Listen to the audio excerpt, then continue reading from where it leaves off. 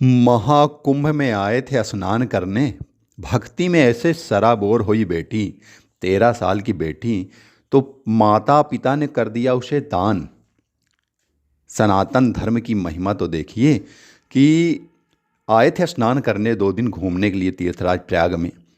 और सनातन के धर्म में, रस में, भक्ति भाव में ऐसे डूबे कि बेटी का मन यहाँ से जाने को कर दिया मना, और माता पिता ने भी दिया साथ और बेटी को कर दिया दान। इस मामले पर गौरी की माँ रीमा का कहना है कि यह सब ऊपर वाले की मर्जी से हुआ है, सब प्रभु की कृपा से हुआ है, माँ गंगा मैया की कृपा से हुआ। हर माँ बाप सोचते हैं कि वो अपने बच्चों को पढ़ाएं, शादी विवाह करें, लेकिन बेटी को शुरू से ही नफरत थी शादी से। 12 साल के दुर्लभ संयोग के बाद प्रयागराज में महाकुंभ लगने जा रहा है। इस महाकुंभ में शामिल होने के लिए देश की अलग अलग हिस्सों से, देश इन्हें दुनिया के अलग अलग हिस्सों से श्रद्धालु सनातनी आ रहे हैं। हर कोई आस्था के इस महासंग्राम संगम में पुण्य कमाना चाह रहा है। ऐसा ही काम किया है एक दंपति ने, जिसने अपनी 13 वर्ष की बेटी का संगम की रेती पर कन्यादान कर दिया आश्रम में। यह कहानी अपने आप में बहुत ही दिलचस्प है। पूरी कहानी आपको हम बताने जा रहे हैं। लोगों का मानना है कि कुंभ, महाकुंभ और माघ मेले में दान का महत्व है।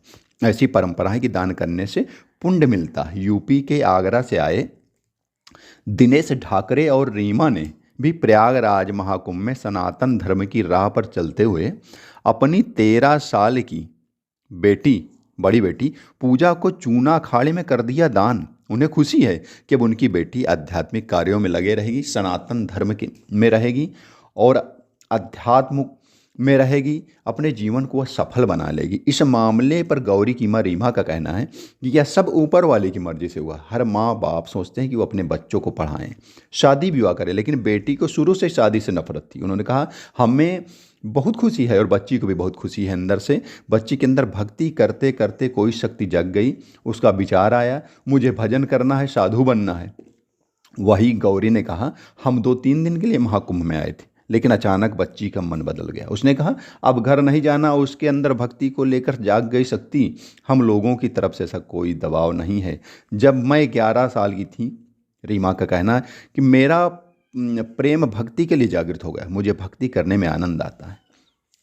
रीमा के अंदर मुझे अब यही रहना है और मुझे किसी प्रकार का मोह नहीं। पहले जीवन अच्छा नहीं लगा, उसमें लोग खोजते थे मुझे, लेकिन खुलकर जीने का मौका नहीं मिला। जूना अखाड़ा के संत कौशलगिरी ने कहा कि यह सनातन धर्म का प्रचार है और दंपत्ति ने जो काम किया वो कोई बिरले लोग ही कर पाते हैं। गौरी को पूरी परंपरा के साथ जूने अखाड़े में शामिल कराया गया है, लेकिन अभी बेटी का संस्कार बाकी है, जिसमें पिंडदान और तर्पण कराया जाएगा, ताकि वह पूरी तरीके से अखाड़ा के रिवाजों में शामिल हो जाए। महंत के अनुसार उसे आध्यात्मिक शिक्षा दी जाएगी, जिससे आगे चलकर उसी आध्यात्मिक शिक्षा के माध्यम से वह परम पिता आदि शक्ति का साक्षात कर सकेगी और इस लोक को धन्य कर, इस सनातन धर्म को, जूना अखाड़े को धन्य कर, इस प्रयागराज की धरती को धन्य कर, वो अपने जीवन को भी प्रभु के चरणों में मिला देगी। ये आध्यात्म का वह माध्यम है। रीमा शुरू से पढ़ने लिखने में भी बहुत तेज थी। वह अव्वल नंबर की छात्रा थी। वह पढ़ने लिखने में भी बहुत तेज थी और उसे धर्म में, सनातन धर्म में बड़ी आस्था थी। इसी को लेकर अपने माता पिता के साथ संगम में 2-3 दिन के लिए घूमने आए थे, लेकिन भक्ति में ऐसी डूबी वह कि जाने से कर दिया इनकार और यहीं की हो गई और आश्रम में माता पिता को कर देना पड़ा दान। सनातन धर्म की ऐसी महिमा, और ये पहली बार नहीं कि किसी बेटी ने सनातन धर्म को अंगीकार किया है।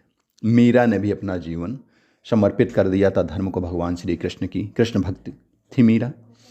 और साथ ही हमने अभी आपको इसी अगले अंक में बताया था कि तमाम साध्वी नेपाल से, फ्रांस से, जापान से, भारत से ही डॉक्टरेट की डिग्री लेकर, पीएचडी की डिग्री लेकर, इंजीनियरिंग की डिग्री लेकर, ग्रेजुएट कर वह नागा साधु बनी है।